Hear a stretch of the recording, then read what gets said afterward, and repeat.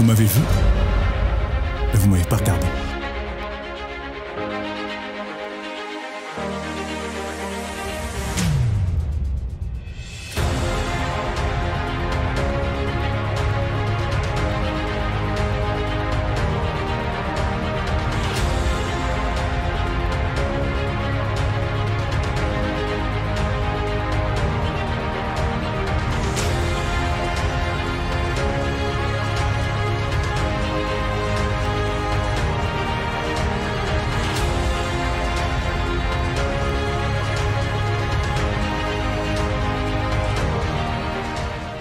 Bienvenue à tous, et oui, c'est le grand retour des OH Days avec ce premier webinaire consacré aux grands enjeux de la communication extérieure. Quelques semaines après le GPCE et à quelques jours de l'ouverture d'une nouvelle édition des Cannes Lions, nous allons parler création. Nous serons tous d'accord, l'affichage est l'exercice créatif par excellence. Un média qui ne craint pas les évolutions, toutes les évolutions et notamment technologique. N'est-ce pas Tanguy ? Absolument, Fouzia. Bonjour. On va voir comment les marques ont su tirer leur épingle du jeu et optimiser la créativité qui définit le média communication extérieure. Alors, avant de commencer, quelques données sur le média, les données d'investissement. Elles sont issues du BUMP sur l'année 2023. Comme vous le voyez, c'est un média qui est en forme, qui a repris des couleurs depuis le Covid, avec une progression soutenue d'une année sur l'autre. Vous le voyez, plus 5,2%. Et ce que vous ne voyez pas sur la slide, c'est que le recul par rapport à 2019 a totalement été effacé sur le premier trimestre 2024, puisqu'on est en croissance de 2,6%. Sur la slide suivante, on constate que tous les univers ont désormais retrouvé le chemin de la croissance. Et puis, enfin, c'est un média qui attire un très grand nombre d'annonceurs. Vous voyez, près de 9000. Seule la presse ou le digital font mieux, je pense. Et puis, puisqu'on est sur le digital, c'est le canal le plus dynamique. Le digital out of home est en progression de quasiment 30% depuis 2019. Et il recrute 25% de nouveaux annonceurs chaque année. Un média en forme et bien orienté. Si on regarde les prévisions des agences médias, d'ici 2026, le marché devrait progresser de près de 4%. Et Groupe M, je crois, a sorti ses prévisions en début de semaine. Et on est à 11,5% de croissance sur le OH au niveau mondial. Seul le retail média fait mieux. Alors, est-ce que la bonne santé de la communication extérieure a une incidence sur sa créativité? Est-ce que les deux sont liés? C'est ce que nous allons voir tout de suite avec une première table ronde autour de Marie Costeux, présidente de Remind PhD, Philippe Boucheron, directeur général associé chargé de la création d'Australigad, et Nicolas Lévy, directeur du développement France du groupe Publicis. Bonjour, merci beaucoup tous les trois d'être présents ce matin pour parler d'un média que vous connaissez bien et que vous appréciez. Philippe, tu étais membre du jury du Grand Prix de la communication extérieure à Annecy en mars. Est-ce que tu peux nous faire un état des lieux et nous dire quel est le niveau de la créativité en out of home ? La créativité se porte toujours bien. Après, je ne suis pas là pour... voilà, on aime parler des choses qui vont bien et pas des choses qui vont mal.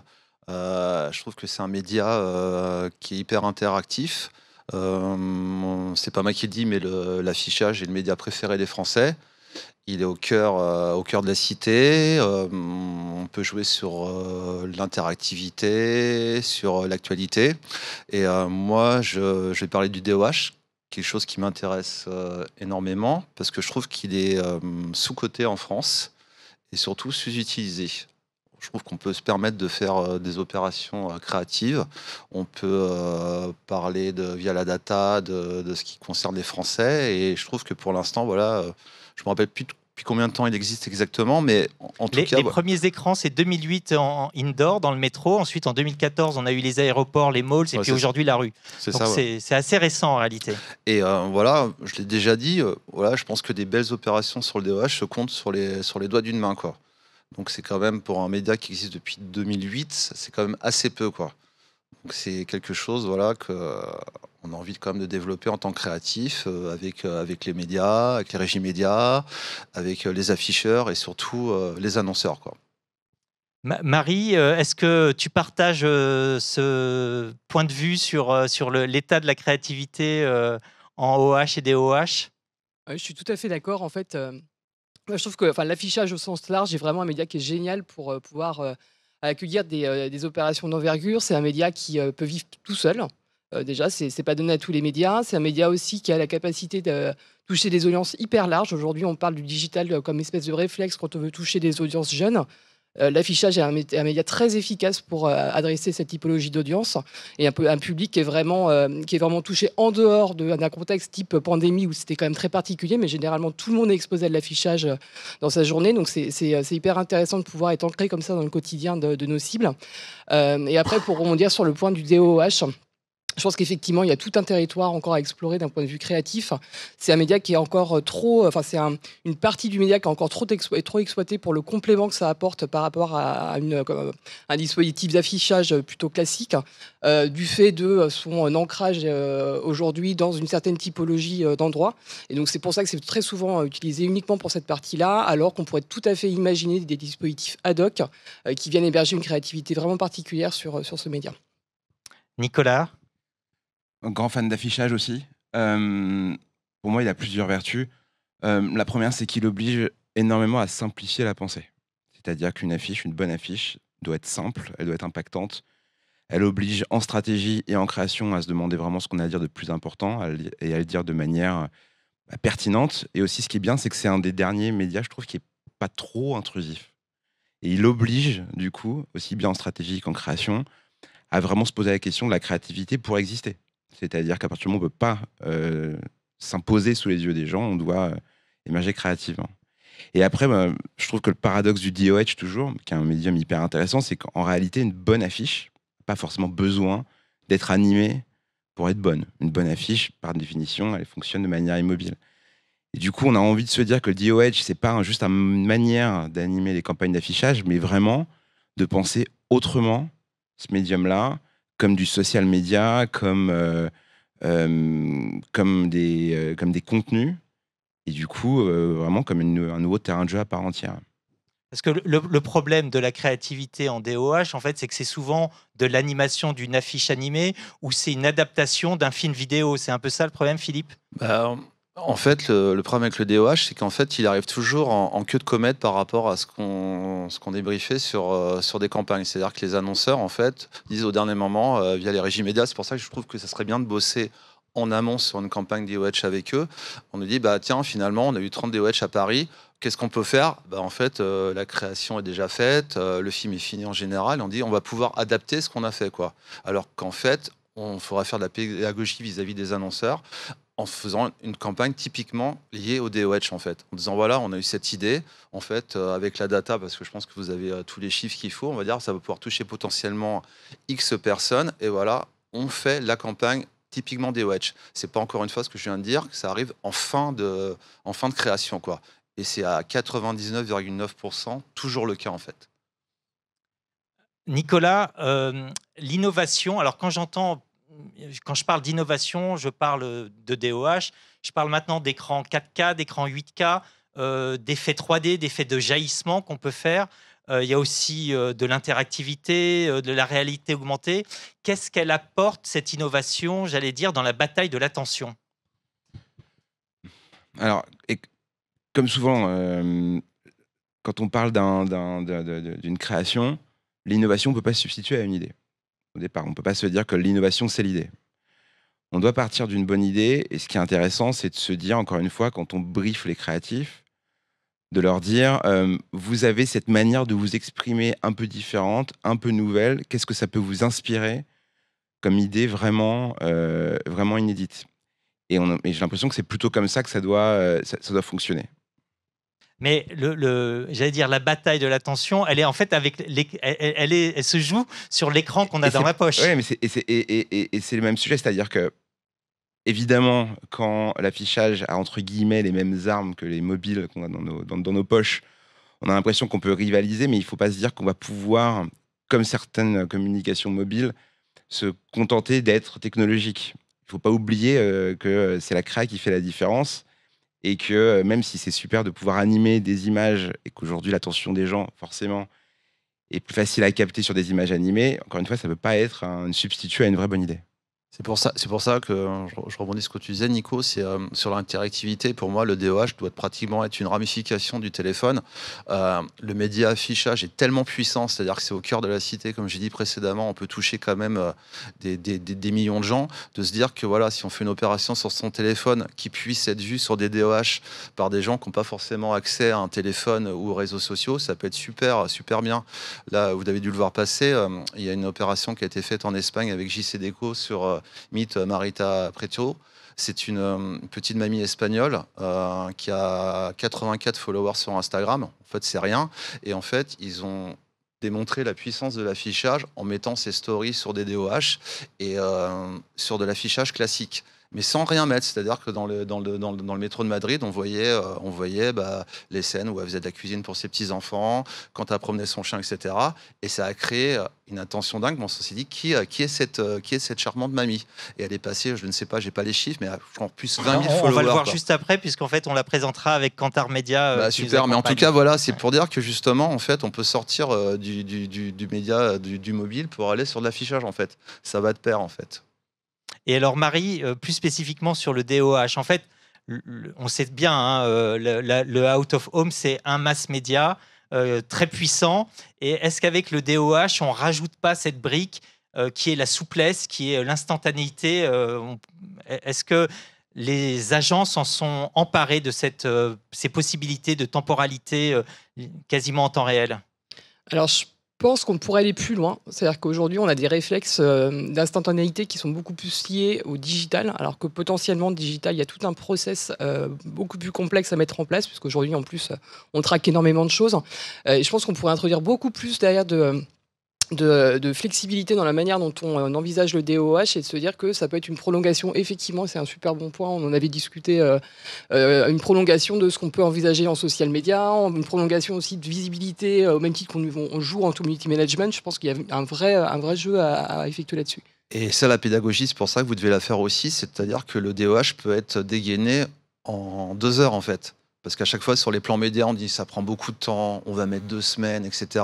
De dire à un moment donné, sur le DOH, quand il y a des emplacements libres, c'est pas non plus techniquement trop difficile. Si on a des images, si on a des messages qui jouent avec l'actualité, ça peut être fait ultra rapidement, en fait. Donc ça, il y a cette pédagogie aussi à faire avec les agences. Toutes les agences ne sont pas au fait. Et surtout, avec les annonceurs. En disant que c'est pas une putain d'usine à gaz, quoi. Et qu'on peut faire ça ultra rapidement.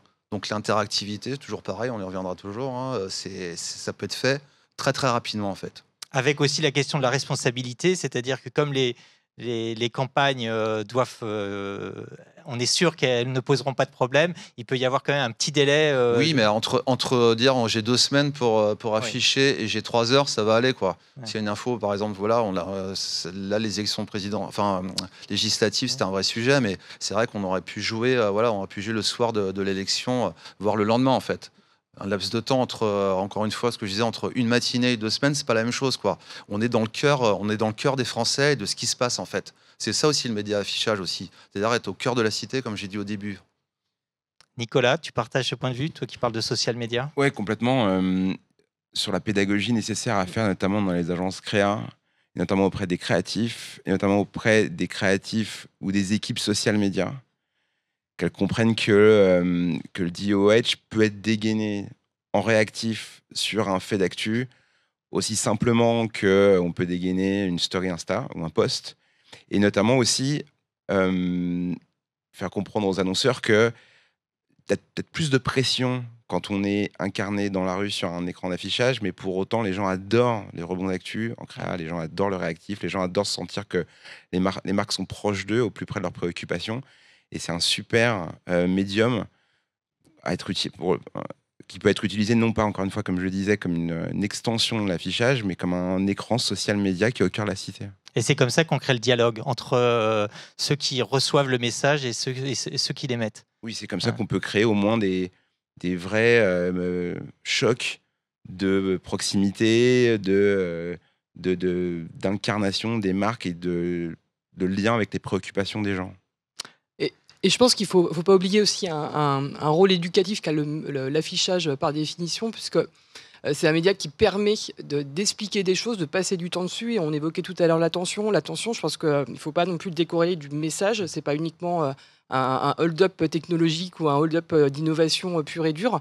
De rajouter la 3D, rajouter des surcouches comme ça techno, c'est pas forcément comme ça qu'on va réussir à faire une capture des audiences. C'est vraiment parce qu'on a un message, une créa qui va vraiment capter l'attention. Et je pense que c'est important de se dire que effectivement, de pouvoir transmettre des messages comme ça plutôt que dans un flux Twitter, enfin maintenant X. Est-ce que vraiment le message passe? Est-ce que vraiment ça questionne? Est-ce que vraiment ça appelle à la discussion? Je ne suis pas sûr. Aujourd'hui, effectivement, l'utiliser comme une plateforme d'initiation à un discours, à quelque chose qui est posé, qui est assumé, ça peut être une bonne façon aussi de voir le média aujourd'hui. En matière d'innovation, il y a aussi la data.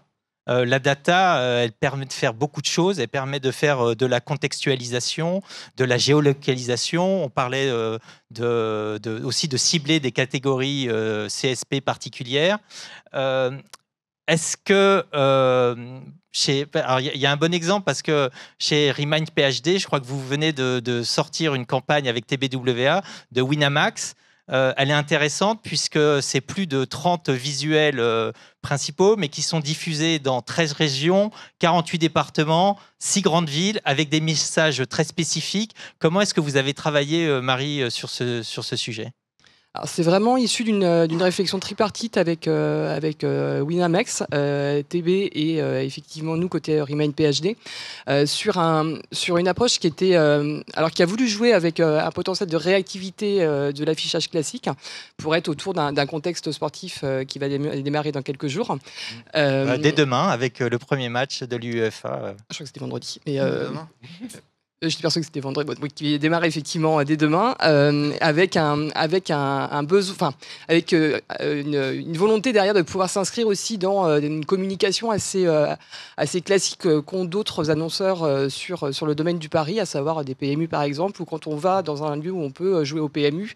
Généralement, on a cette petite affichette de ici, un joueur a gagné X euros en jouant au PMU, et de pouvoir contourner un petit peu cet empêchement qu'a Winamax de pouvoir apparaître là-dessus en se disant on peut aussi localiser ce message et ce discours en utilisant l'affichage et en étant très visible et en captant l'attention, ce que je pense qu'effectivement tout le monde l'a vu sur les derniers jours. Et la contextualisation, elle est hyper importante parce que c'est ce qui va parler aux gens dans la préoccupation. Moi, je trouve que le DOH, par exemple, dans les aéroports, il est hyper mal utilisé. On pourrait tout à fait faire, je sais pas, nous on a Club Med à l'agence, mais on aurait très bien pu faire une campagne où les gens se prennent en photo dans les Club Med et en fait, ils sont affichés à l'aéroport où ils vont arriver, quoi. Il y a des choses qui pourraient... je sais qu'il y avait Instagram qui avait lancé une campagne. On était sur le pitch à l'époque dans ma précédente agence il y a 10 ans. Et en fait, ce qui aurait pu être super aussi avec le DOH, c'est que les stories soient entièrement repluguées sur les DOH qui sont dans les lieux où les gens postent leurs stories, en fait. Ça permettait aussi de créer du contenu et de faire en partager avec les gens aussi. Donc c'est vrai que sur la data, c'est important parce que aussi, on peut créer des contenus intéressants et surtout la data permet aussi de pouvoir vendre des campagnes aux annonceurs. Donc c'est pour ça que je disais aussi qu'il faut arriver à bien les vendre en disant en fait le DOH, ça va pas juste être du gadget où on va pouvoir faire des choses qui vont être animées et jouer avec l'interactivité. C'est aussi potentiellement, vous allez toucher des gens et des gens qui peuvent intéresser les annonceurs. Donc ça peut pas se faire que du côté créa. C'est pour ça qu'il faut une pédagogie avec les agences médias et les annonceurs. Donc ça, je suis pas sûr encore que le travail, il soit, c'est compliqué, mais il soit encore assez bien fait là-dessus, quoi. Et on parle de Winamax, mais ça pourrait être intéressant avec les JO, d'avoir un rebond en direct avec des résultats sportifs, par exemple. Parce je me rappelle, il y avait des DB il y a très très longtemps qui avaient fait justement, c'est quand ils avaient lancé leur signature Légende de sport, ils avaient fait juste après le 100 mètres, ils avaient fait le premier spot en fait où on avait le résultat de la course, etc. Mais là, c'est vrai qu'on pourrait jouer sur les résultats. Je pense que Winamax l'a déjà fait. Il y a plein de choses en fait qui sont faites. Donc, Là, je vais un peu plus loin. Est-ce que si on a besoin de créer très rapidement beaucoup de messages très conceptualisés, est-ce que l'IA, ça pourrait aider ou est-ce que le créatif veut garder la main ? Vaste question. Moi, je dirais que le créatif veut garder la main parce qu'à un moment donné, faut toujours trouver le concept. L'IA, à partir du moment où tu dis, faut qu'on fasse un react par rapport à un match de rugby avec tel joueur, etc., va peut-être pouvoir te générer des posts. Mais en fait, il faut quand même avoir quand même la main créativement dessus. Donc non, je vais dire l'IA, non. Nicolas ? Je crois si on imagine un dispositif hyper moderne qui croise de la géoloc, mais ça, l'affichage le fait déjà très bien, d'ailleurs sans DOH, il y a des super affiches géolocalisées depuis toujours. On se souvient de la campagne Smart. La Smart dans Paris, qui était super, absolument. évidemment, de CLM dans mon souvenir. Oui. Mais si on croise la géoloc et le temps réel, et qu'on a envie de déployer ça fois le nombre de phases de DOH en France, on a besoin à la fois d'une grande idée par un grand créatif, mais on a besoin de l'IA pour pouvoir et de la techno derrière pour pouvoir générer des centaines ou 200 ou en temps réel d'éclits de l'idée pour être sûr qu'on puisse avoir une phase dans chaque DOH qui change et qui se met à jour.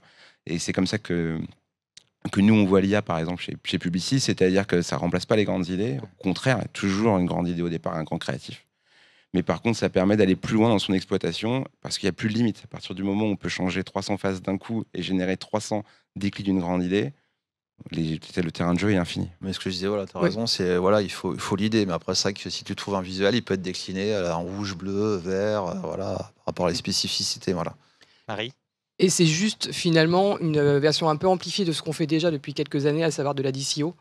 Avec un master créatif et sur lequel on va piocher à la fois dans une banque d'images et on va piocher aussi derrière sur des textes.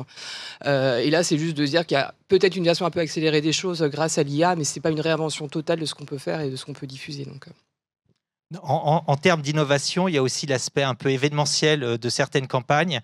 On peut sortir du cadre, on peut jouer avec les formats, on peut faire des choses très, très visibles à un endroit, mais qui sont visibles par beaucoup de gens grâce au rebond des réseaux sociaux. Comment vous l'utilisez, Marie? Est-ce que vous faites de ce genre d'opération? Est-ce que vous travaillez avec les régies en direct pour savoir ce qui est possible de faire, pas faire? alors déjà, sur ce type d'opération, on est relativement jaloux généralement des zones type en Asie qui font très très bien et qui ont la possibilité de le faire, ou aussi aux Émirats où il y a des choses assez dingues qui sont faites. On a des contraintes légales qui font que c'est quelque chose qu'on peut moins faire de notre côté, puisqu'on peut le faire sur des environnements uniquement privés et pas publics. Et c'est vrai que quand on arrive à faire des choses, nous, on mise vraiment très très fort sur l'amplification et la possibilité derrière de pouvoir être vu du plus grand nombre, parce qu'on est généralement sur des choses qui sont très restreintes en termes d'audience à un moment T par rapport à ça. Il y a juste une petite dérive, moi, que je pointerai du doigt sur cet aspect-là, qui est tout l'engouement qu'il y a derrière le fake OOH, puisque ça fonctionne hyper bien la première fois. Plus ça va, plus on est sur quelque chose qui s'érode, parce qu'on est moins sur l'effet de surprise et on en vient à faire du fake OOH qui est même plus du fake OOH. Et puis qui a plus de concept en fait, qui est juste qui mise sur le côté, c'est quelque chose hyper étrange, mais voilà, c'est juste un peu la limite de ce type d'exercice, c'est qu'il faut penser quelque chose de façon très puissante d'un point de vue événementiel qui doit pouvoir vivre tout seul et après l'amplifier, et non pas se dire juste on fait de l'amplification parce qu'il y a quelques ficelles à tirer. Philippe, tu voulais réagir sur ce... Non, mais parce que la législation en France, elle est très très drastique en fait. Quand tu disais qu'il fallait louer des lieux, en fait, il faut le faire souvent très très très en amont. Donc c'est compliqué aussi, même pour les ventes. C'est-à-dire qu'on peut pas dire on a une idée, dans 3 semaines, voilà, on va pouvoir le faire en affichage. Il faut demander des autorisations à la préfecture. Après, c'est souvent des agences événementielles. Hein. C'est vrai que nous, il y a plein de très bonnes idées dans les agences de pub qui sont mortes-nées parce que forcément, on n'avait pas la contextualisation. Là, quand tu parles des Émirats Arabes Unis, là, ce qu'ils avaient fait avec la grande 4x3 sur Adidas où tu pouvais te baigner dedans, en France, je pense que pour des raisons de sécurité, on ne peut pas le faire, par exemple. Donc c'est vrai qu'il y a une frustration aussi liée à ça, quoi. Mais il y a des choses qui sont possibles. Enfin, au Grand Prix de la communication extérieure, Mario Bros qui avait habillé une colonne culturelle à Paris. Oui, mais ça, on en a parlé. Il y avait un débat. Voilà, c'est déjà des choses qui ont déjà été un peu faites en fait. Quand je parle de vraiment quelque chose d'événementiel, c'est la 4x3 que tu vas pouvoir transporter dans toute la France. Je sais pas, la faire s'envoler avec une montgolfière, des choses voilà, mais qui sont quand même compliquées. Ça reste quand même, voilà, on va dire, c'est dans un cadre très strict où on peut faire des choses, quoi. Nicolas? C'est intéressant de voir à quel point toutes les frontières se brouillent en réalité entre le social, l'affichage, la techno. Je repensais, quand on se parlait de OH, à ce qu'a fait Marcel pour Transavia avec l'avion qui débarque dans la bouche de métro. Est-ce que c'est du digital? Est-ce que c'est du social? Est-ce que c'est de la communication extérieure? Et c'est ça qui est intéressant, c'est de jouer en réalité pour attirer l'attention des gens avec l'inconnu, avec ce qui est surprenant, avec ce qui va vraiment attirer leur attention, sans trop se poser la question de ce que c'est ou de ce que c'est pas, ou de comment le qualifier. On revient quand même vraiment sur, depuis le début sur le social. Hein. C'est un vrai, voilà, je trouve que c'est assez intéressant de dire, voilà, c'est un média public, le public égale le social. Donc on voit vraiment, voilà, ce que tu parlais justement tout à l'heure, c'est une tendance qui a 3-4 ans. À un moment donné, on disait, voilà, la 4x3, c'est comme les annonces presse, en fait, c'est un média qui est vieillot. Non, en fait, quand les gens voient, je pense à La Vie notamment de chez Buzzman, les gens prennent une photo et les relèvent aussi sur les réseaux sociaux. Tout le monde n'est pas avec son téléphone, mais en tout cas, c'est des moments qu'on a envie de partager parce que c'est toujours pareil, quand on est en train de scroller, il y a des vidéos, il y a des messages qui nous intéressent et on a envie de partager avec les gens aussi. Donc c'est ça qui est intéressant aussi, je trouve que c'est pas anodin en fait. Alors justement, pour terminer, un petit dernier tour de piste. Comment on rend l'espace public plus surprenant? Comment on améliore les relations agence créa, agence média? Est-ce que l'idée, c'est que vous seriez briefé le plus en amont possible pour travailler main dans la main et faire des choses un peu exceptionnelles? Bah, moi personnellement, déjà, je veux dire, les agences médias, j'y ai pas accès en fait. C'est toujours, en fait, je n'ai jamais rencontré quelqu'un à part en fin de réunion. Alors tu as Marie qui est à ta Oui, mais voisine. voilà, on se connaissait pas. Elle est très sympa, Marie et tout. Voilà, je vois qu'en plus qu'elle est bien. Mais voilà, c'est pas juste. On dit les agences médias, ils vont nous faire chier, ils veulent pas adapter notre créa, etc. Donc tu vois, en fait, c'est un gros problème en fait. Toujours, en France, de toute façon, ça a toujours été très siloté. Il y a les agences de publicité, il y a les agences médias, il y a les agences sociales. En fait, non, en fait, on doit tout faire en fait. Pour moi, une bonne agence doit savoir tout faire et on va bosser avec des gens avec qui on a envie de travailler pour le meilleur, c'est-à-dire pour faire des belles créations qui plaisent aux gens, quoi. C'est pas plus compliqué que ça. Marie? Non, on en parlait en préparant le webinaire et c'est vrai que aujourd'hui, on travaille mal ensemble, en particulier sur l'affichage, et on travaille mieux sur d'autres typologies de médias, mais pas de notre fait. En fait, je pense qu'effectivement, on demande à travailler ensemble, beaucoup plus en amont et à repenser un peu plus la façon dont on travaille ensemble, mais pas se dire que on rentre sur un brief en se disant dès le départ que ça va être une copie télé et qu'on va devoir réfléchir là-dessus et après réfléchir à la déclinaison sur une autre typologie de médias. Et si on pouvait rentrer conjointement sur des briefs en se disant quel est notre objectif, quelle est notre cible et comment on doit réfléchir sur une approche qui soit puissante créativement avec le bon support pour pouvoir l'apporter, je pense qu'on arriverait beaucoup plus à rentrer sur des dispositifs affichés ensemble. J'ai terminé, mais je crois que j'avais déjà dit dans une précédente interview, c'est en fait les chiffres, en fait, je pense pour vous afficheurs, c'est très très important vis-à-vis d'un client en fait, parce que le média télévisuel est encore ultra fort. On dit on va toucher je ne sais combien de personnes. Et c'est vrai que si on a de la data justement et des chiffres aussi, il y a tant de passages, etc. C'est beaucoup plus facile pour un annonceur en fait d'acheter de l'affiche et du DOH. Nicolas? Moi, je pense que le sujet, c'est le temps, en fait. C'est-à-dire que à partir du moment où on se dit que les gens, et je suis entièrement d'accord, aiment les belles idées créatives, celles qui les font sourire, qui parlent de leur quotidien, qui les émeuvent. Pour trouver ces idées-là, on a besoin à la fois de temps et de transparence, c'est-à-dire de savoir quel est le plan média et qu'on sache et qu'on soit briefé suffisamment en avance pour pouvoir l'exploiter le mieux possible. Donc tu as le temps long, mais tu as aussi le temps court. Et c'est ça un peu le caprice. C'est qu'aussi, on va être capable de pouvoir dégainer des idées très vite et qu'elles soient validées très vite et qu'elles soient affichées très vite, parce que sinon, si c'est après-demain et pas demain, ça marche plus. Et c'est malheureusement aussi, quand on est flexible, enfin malheureusement ou heureusement, je veux dire, il faut être capable à la fois d'être flexible et réactif et en même temps de pouvoir bien anticiper. Et c'est comme ça qu'on a des marques qui s'épanouissent hyper bien dans l'espace public grâce à la créa.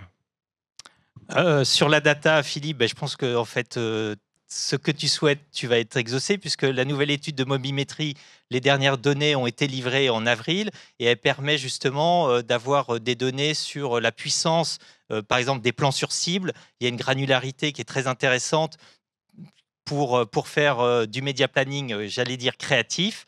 Et puis, effectivement, plus on voit des bonnes campagnes, plus on a envie d'en faire. Et c'est exactement ce qu'on va voir tout de suite avec Léopold Sartou, qui est Advertising Insight Manager chez Kantar Media. Merci à tous les trois d'être venus débattre ce matin avec nous. Merci beaucoup. Merci. Bonjour Léopold. Bonjour Tanguy. On est à 4 jours de l'ouverture des Cannes Lions et est-ce qu'on peut passer en revue les meilleures campagnes françaises et internationales? Je crois que tu nous as préparé une jolie sélection. Alors effectivement, quand on a parlé d'exploration créative, on s'est dit, tiens, si on faisait une petite revue de ce qui se fait de mieux en France, notamment via le Grand Prix de la communication extérieure qui s'est terminé il y a quelques mois, et puis essayer aussi d'aller regarder ce qui s'est fait à l'international et ce qui pourrait peut-être aller briguer quelques Lions dans quelques semaines. Alors, on commence par la France.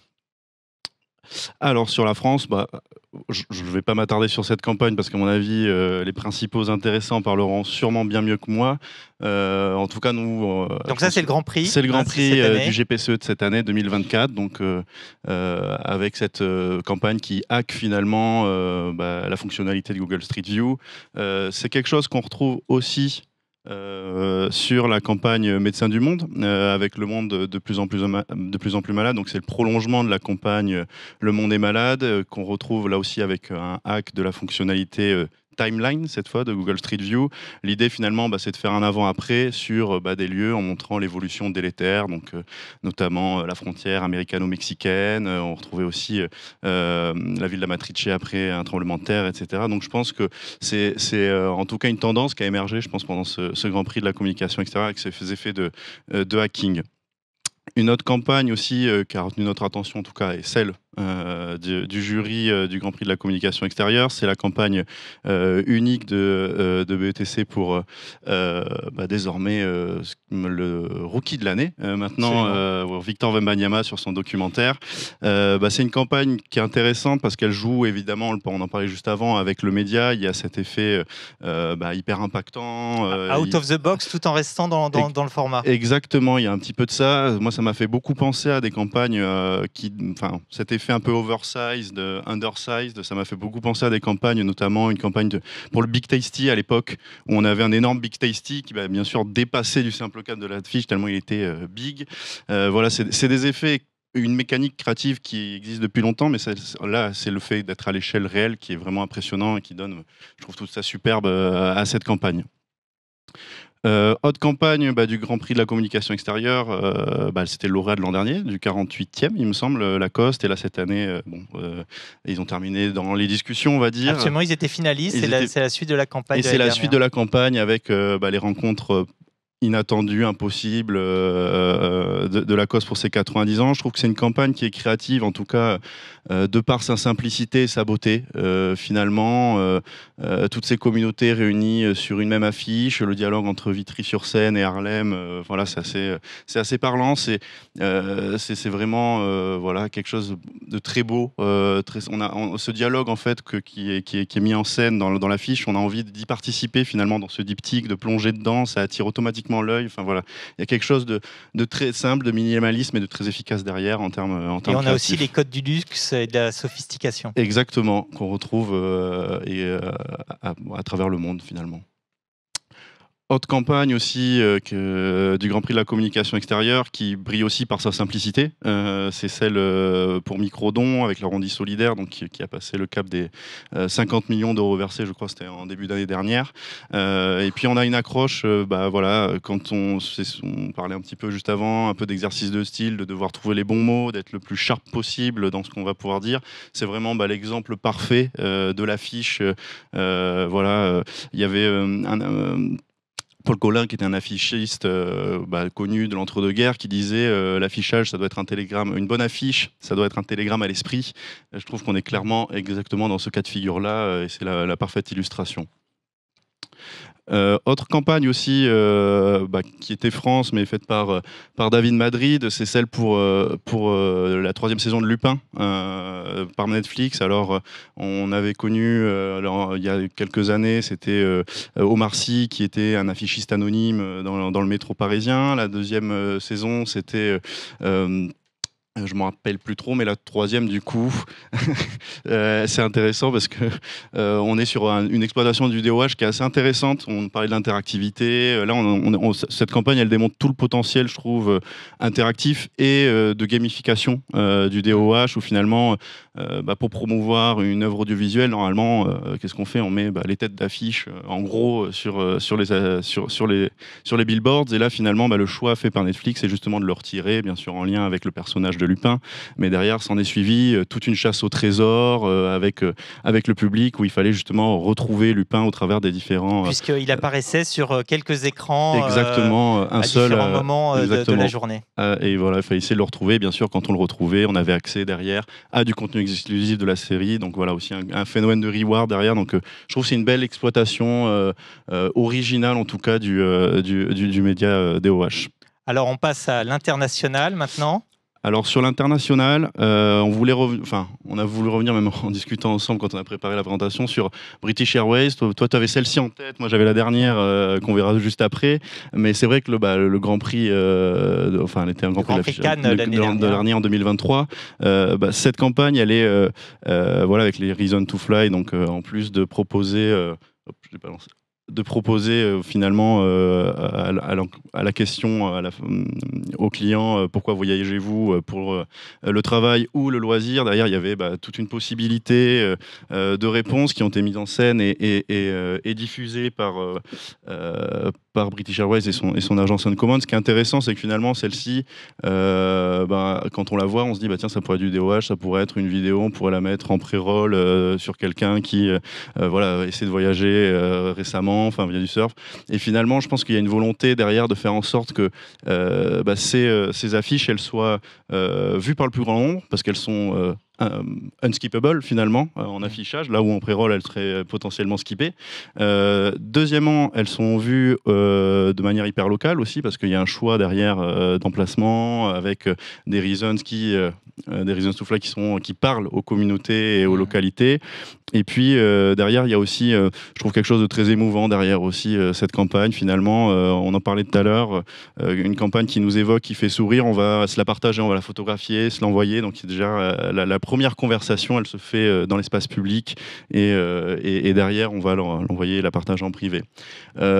La deuxième, on va dire le deuxième temps de cette campagne, en tout cas, c'est toujours orchestré par Uncommon. C'était, j'aime bien ce que disait Julien juste avant, parce qu'il parlait justement de Club Med pourrait afficher des photos avec des gens quand ils arrivent à destination. C'est un peu ce qu'ils ont fait, British Airways. Ils ont finalement proposé à des clients de rédiger des notes manuscrites de Christmas greetings à leurs proches qui voyagent, et puis en fonction de la data, donc des horaires de vol, etc. British Airways a réussi à afficher ces, comme on le voit, notes de Christmas greeting au moment où les personnes débarquaient de l'avion. Donc voilà, et puis dans des lieux aussi tout aux alentours des aéroports. Donc il y a derrière vraiment quelque chose de très réactif, d'interactif. Encore d'émouvant, je trouve aussi là-dessus. Il y a quelque chose qui relève de révéler un petit peu de l'intimité dans ces deux campagnes, et puis qui montre que c'est un média d'émotion et surtout d'émotion collective, je trouve. Troisième temps de la campagne. Troisième temps de la campagne, plus minimaliste. En tout cas, c'est ce pourquoi certains disent qu'elle a brillé. C'est la campagne Windows, donc avec Christopher Anderson derrière l'objectif, qui a fait, on va dire, 11 clichés de personnes regardant par le hublot. Donc c'est un peu, je trouve, le penchant illustratif de l'autre côté des Reasons to Fly. Finalement, qu'est-ce qui nous fait voyager ? L'émerveillement, et là on prend en photo l'émerveillement des voyageurs. Voilà, une campagne minimaliste, simple, efficace, et puis elle fait penser pour tout le monde à la campagne McDo no logo, aux campagnes McDo de Deco, voilà, où finalement on retrouve cette notion de finalement qu'il n'y a que les grandes marques qui peuvent se permettre de dire le moins comme ça dans ces dispositifs-là. Campagne un peu plus originale. Alors, on part en Allemagne avec la compagnie de train nationale, le Deutsche Bahn, avec sa campagne Escape. Je vous laisserai lire les autres mots. Qui, pareil, un petit peu comme la première de British Airways, on se demande, tiens, ça pourrait être il y a eu des films derrière. Elle a été primée, je pense, au D&D d'ailleurs, sur le côté film. Mais finalement, quand on voit ces campagnes en affichage qui sont statiques, elles sont hyper suggestives et on voit très bien de suite à quoi ça fait référence. Je pense on reconnaît l'insight consommateur est hyper fort et hyper simple, et voilà, il suffit de pas grand-chose pour faire germer tout un imaginaire derrière. Voilà. Et puis, bien sûr, c'était pour promouvoir le retour des trajets à faire, notamment, et de privilégier plutôt les rencontres physiques plutôt que les visioconférences. On reste en Allemagne, il me semble, avec une campagne de la German Depression Aid Foundation qui est avec sa campagne At a Second Glance, donc au deuxième regard, met en scène en fait et essaie de sensibiliser, de briser le tabou sur les représentations qu'on a finalement de la dépression et des personnes en situation de grande difficulté et de santé mentale. On voit du coup au premier rang une personne qui semble être dépressive et finalement on se rend compte que c'est bien au second plan que la personne en dépression est concernée. C'est une mécanique qu'on retrouve de plus en plus, ce côté second regard. On l'a retrouvé, je crois que c'était l'an dernier aussi en Grand Prix, hein, avec Calm et ITV, avec The Last Photo aussi, qui reprenait un petit peu la même mécanique. Et puis on a aussi récemment Prostate UK qui nous montre des pliures de coude pour sensibiliser pour le cancer de la prostate. Je vous laisserai la regarder, elle est assez sympa aussi sur cette notion de double lecture. Une autre campagne qui joue aussi un peu sur les deux niveaux de lecture qu'on peut avoir, là c'est plutôt avec un niveau de retrait. Je pense que tout le monde l'a vu, Ikea produit second best, primé, avec on va dire l'audace de la marque d'accepter d'être relayé au second plan face pareil. Et de mettre l'humain. Et de mettre l'humain au premier plan. Je trouve qu'elle rejoint pas mal celle du Grand Prix et de la communication extérieure de Célio dans cette notion de valoriser l'humain, le quotidien et d'accepter de se mettre en retrait et de chercher tout simplement l'authenticité et la simplicité, quoi. Autre mécanique qui nous vient du Brésil avec Burger King. Donc là, on est en DOH. Je rejoins ce qui avait été dit aussi sur la table ronde juste avant, c'est que finalement, on parle beaucoup de réseaux sociaux, le digital, pour aller toucher les jeunes, alors que là, on a un exemple, une démonstration parfaite, je trouve, ça s'est arrêté. Une démonstration parfaite de ce qui peut être fait et comment on montre finalement qu'un média est innovant. C'est aussi sa capacité à capter un public jeune et en permanence. Et là, on est vraiment dans un cas d'école où finalement, le constat, c'est que toutes les offres promotionnelles pour les fast-food, elles se ressemblent un peu. Du coup, elles passent inaperçues. Et derrière cette campagne, en tout cas, David Sao Paulo a proposé aux usagers de prendre en photo des affiches neutres et de créer eux-mêmes leur propre deal. Donc avec toute une panoplie de stickers, là comme on voit à l'écran, de stickers avec les produits, puis derrière ils recevaient eux en DM la promotion et derrière leur affiche était tout simplement diffusée un petit peu partout. Donc vraiment ce principe de co-création aussi en affichage qui joue avec les codes aussi des jeunes, enfin voilà, je trouve que c'est une belle démonstration de ce qu'on peut faire en termes de co-création et de valorisation derrière pour faire une campagne. Voilà, en plus ça reprend, il y a une logique un peu mémétique aussi derrière de la culture même. Voilà, ça s'inscrit vraiment là-dedans. Je trouve que c'est plutôt une campagne hyper smart. Autre campagne de co-création qui date, je crois, de l'an dernier aussi, qui a été primé à Cannes, mais en radio, en audio plutôt. C'est Skinny Mobile avec sa campagne Phonity. Donc on est quand même sur une économie un petit peu de budget. Et finalement, qu'est-ce qu'ils ont fait Skinny Mobile, c'est qu'ils ont placardé des affiches avec des scripts de publicité et il suffisait d'appeler le numéro indiqué pour enregistrer la pub, tout simplement en direct. Et voilà, c'était une boîte vocale qui permettait de créer une pub après qui était relayée en radio. Mais ça montre aussi un petit peu d'interaction entre médias qu'il peut y avoir. Et puis on est encore sur une campagne de co-création visiblement derrière parce que c'est la meilleure campagne de recrutement qui puisse arriver pour Skinny Mobile, quoi. Alors maintenant, Léopold, on va se lancer dans les pronostics. Qu'est-ce qui pourrait être salué au Cannes Lions dès lundi prochain ? Alors, je pense c'est une sélection non exhaustive et je pense que j'ai toujours été mauvais en pronostic. Je pense que je ne vais même pas m'aventurer pour l'Euro non plus. Moi, je pense que c'est un débat aussi qui était récurrent au Grand Prix de la communication extérieure, c'est des fois est-ce qu'on va récompenser la qualité de l'affiche intrinsèquement ou tout le dispositif qu'il y a derrière, et je pense que Coors Light c'est un bon exemple du deuxième de cette deuxième partie. C'est voilà, finalement créer d'un mini-événement, donc un des plus grands joueurs de baseball, Ohtani, qui malencontreusement casse un pixel d'une affiche Coors Light dans un stade, et puis derrière on va créer et dérouler toute une campagne avec des éditions limitées, avec des affiches qui reprennent ce pixel noir, qui devient iconique, et puis voilà, c'est repris, ça crée la conversation. On est pareil encore sur une logique un peu de même, derrière on est sur presque du newsjacking encore, et je pense que c'est un bon exemple qui pourrait avoir ses chances à Cannes. Après, ce n'est que mon humble avis.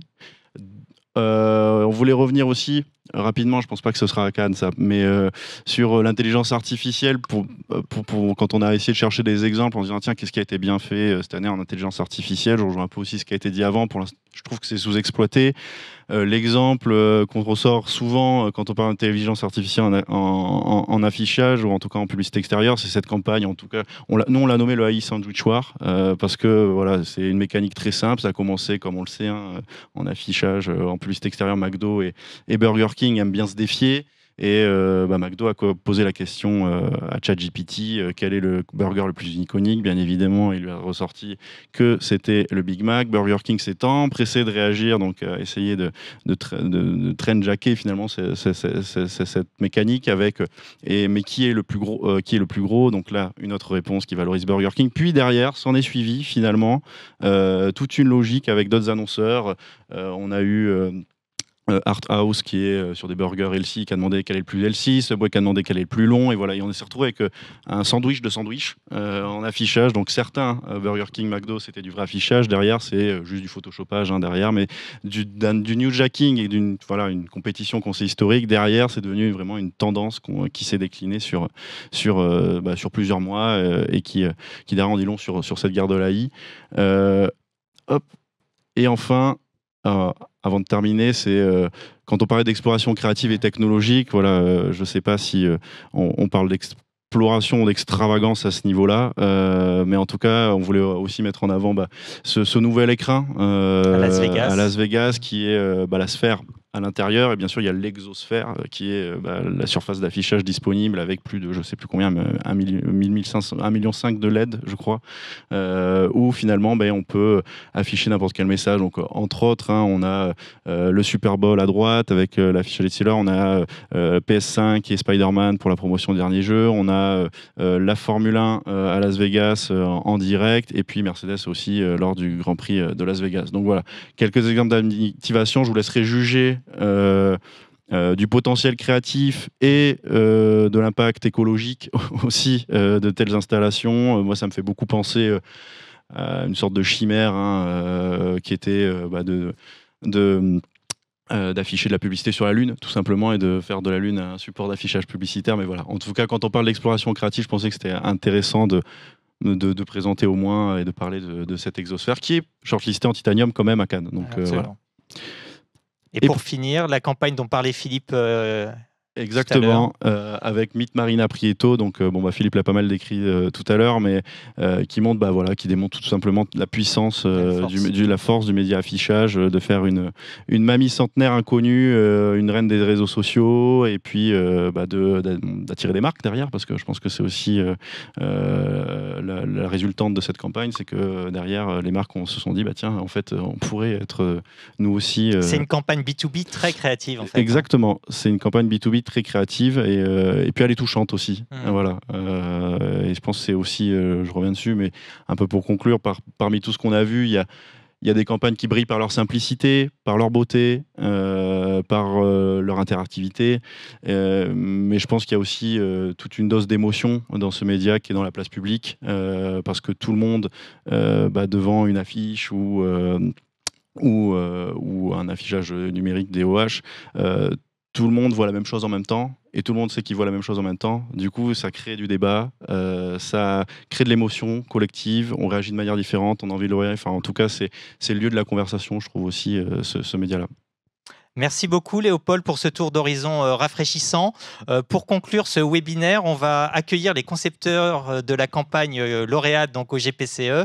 C'est bien sûr l'agence Buzzman pour Célio, avec Clément Scherer, directeur général en charge des stratégies, Patrice Lucet et David Derouet qui sont directeurs de création. Bonjour à tous les trois. On va commencer en voyant directement le case study de la campagne Célio. Qu'est-ce qui définit un homme aujourd'hui?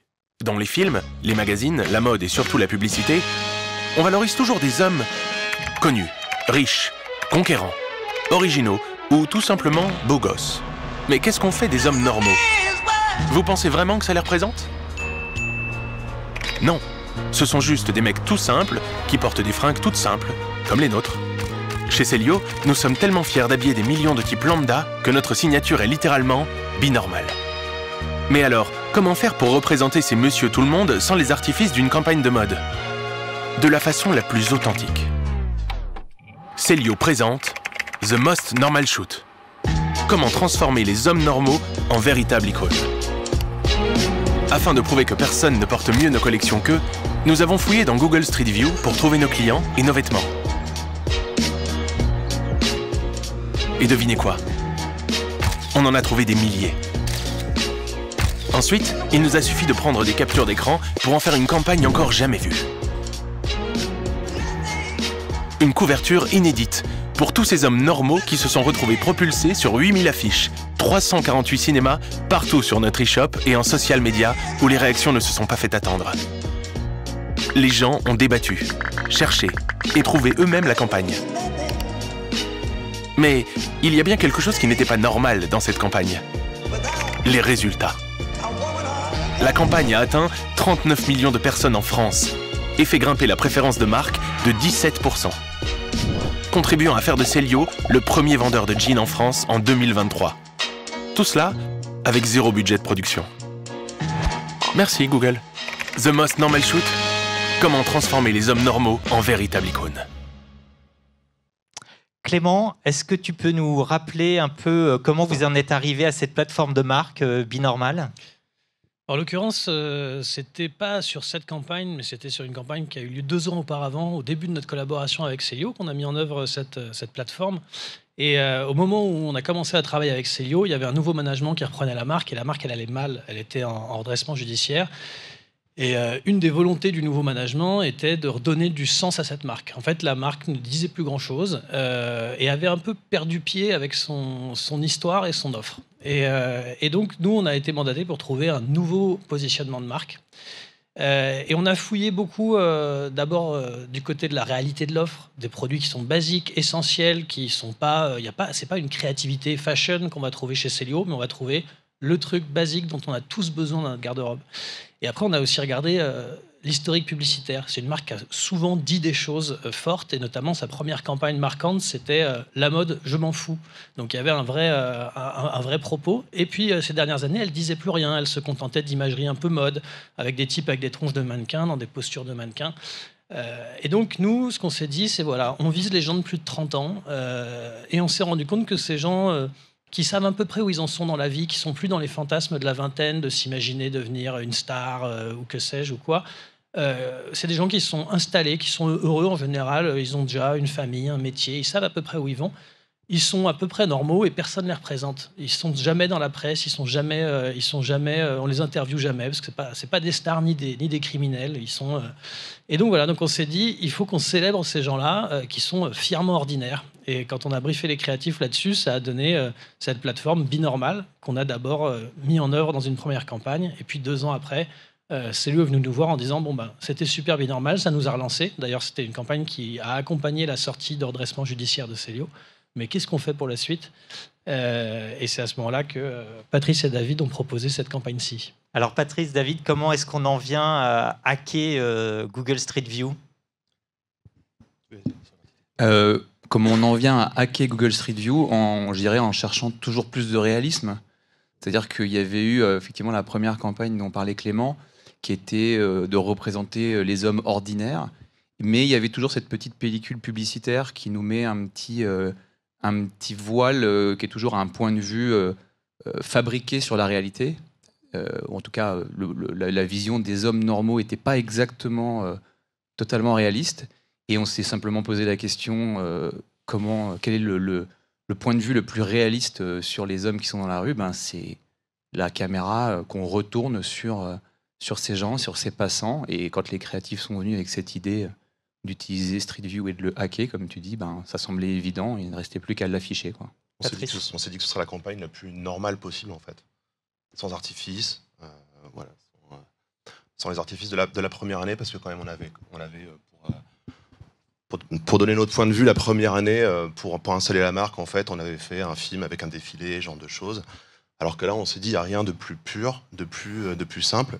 Et comme on est un peu feignant, en plus, on est créatif de temps en temps, en fait, on s'est dit, allons chercher sur Street View ces images, cette campagne qui existe déjà, puisque tout est déjà là, en fait.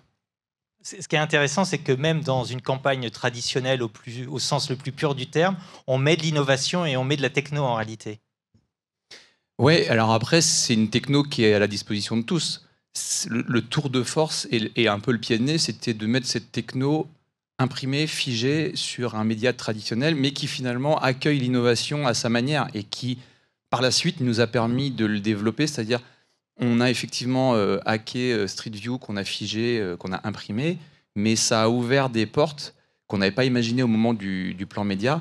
C'était d'étendre ce principe à du DOH, à un dispositif digital. On l'a déployé grâce justement à l'innovation qu'on avait réussi à hacker sur un spectre média qu'on n'avait pas du tout envisagé au départ. Donc ça, c'est là où l'affichage était le point d'entrée, et puis ça a ouvert vers d'autres possibilités. Ça, c'était assez créatif de ce point de vue-là. Clément, tu voulais réagir? Ouais, non, je pense aussi que nous, ce après quoi on court en publicité, c'est on a des propos de marque et on a envie de les faire résonner dans la vie des gens en montrant aux gens on sait comment vous vivez, on vous a pris en compte, on sait quel est votre quotidien, etc. Et l'idée de se dire, mais en fait, on va aller chercher les gens dans Google Street View, utiliser ça, c'est même pas tant la volonté de mettre de la techno dans la création que la volonté de se dire, mais comment on utilise quelque chose qui n'a jamais été utilisé, mais que tous les gens normaux utilisent au quotidien. Et en fait, Google Street View, c'est un outil que tout le monde utilise tout le temps, mais on n'y pense pas forcément, ils n'y pensent pas. Et donc, c'est en utilisant ça, on vient se cheviller dans le quotidien des gens, et du coup, on vient jeter une nouvelle lumière sur ce truc de normal, et on le rend à nouveau audible, et c'est ça qu'on cherche. On crée le dialogue, et en même temps, c'est une campagne de marque. Et la campagne produit, elle était plus sur les réseaux sociaux, c'est ça? Oui, tout à fait, oui. En fait, ils ont, SEO a une communauté qui est très active, communique énormément auprès d'eux, et donc pour la suite de la campagne de marque, en fait, ils n'avaient pas besoin d'utiliser leurs réseaux sociaux. En tout cas, disons que c'était un relais, mais tout s'est concentré effectivement sur la campagne d'affichage pour ça, alors que tout au long de l'année, en fait, tous les nouveaux produits, toutes les nouvelles collections, tout ça est sur leur Insta, enfin sur là où ils sont suivis, quoi. Finalement. Alors là, vous êtes en train d'installer un territoire de communication. Peut-être qu'on pourrait presque parler de ce qu'on avait dans les années 90-2000 qu'on aimait beaucoup, qui étaient les sagas. Est-ce que vous allez poursuivre dans cette veine? Est-ce que vous pouvez faire plus réaliste que ça? C'est exactement le problème de cette campagne, c'est comment faire plus binormal. Donc là, on se voit l'année prochaine. Clément, je me tourne vers toi. En quelques années, Buzzman, pour moi, c'était l'agence du digital. Aujourd'hui, vous êtes l'agence du out of home. Il suffit de regarder les palmarès créatifs. Il y a La Vie, il y a Burger King, bien évidemment. Il y a Boursorama, Boursobank. Il y a Krispy Kreme, dont vous avez fait le lancement. Il y a monmarché.fr. Alors, comment est-ce que vous êtes passé à l'agence de la communication extérieure? Alors, pour moi, il y a une filiation qui est assez directe, en somme, parce que finalement, le digital, on a pu s'amuser à une époque avec les formats, quand les plateformes se créaient et nous laissaient jouer avec les règles, ce qui s'est très vite arrêté. Donc aujourd'hui, le digital, c'est quoi? C'est des contenus audiovisuels, pas toujours si différents que ça de ceux qu'on voit en télé, avec pas la même écriture, mais c'est de l'audiovisuel. Et c'est finalement des mèmes, des posts sur les murs des réseaux sociaux, etc., qui sont une image, un texte. Donc, il y a une filiation entre ce qu'on cherche à faire. Nous, je dirais que le digital, c'est un endroit où les gens sont tellement bombardés de messages qu'il faut dire des choses particulièrement intéressantes pour que le pouce s'arrête de scroller. Donc, cette culture-là, on l'a gardée et on l'a amenée dans la rue, dans l'affichage. Mais c'est vrai qu'aujourd'hui, on aime beaucoup l'affichage parce que c'est pas si éloigné que ça de là d'où on vient, qu'on a gardé cette culture de l'impact dedans et que l'affichage, c'est un média qui nous permet de faire ce qu'on aime, à savoir... Nous, on a une image d'agence créative, mais je pense qu'une des pattes qui fait que Buzzman est Buzzman, c'est la manière dont Buzzman positionne les marques autour de propos forts. Et puis Normal, c'est un exemple de ça.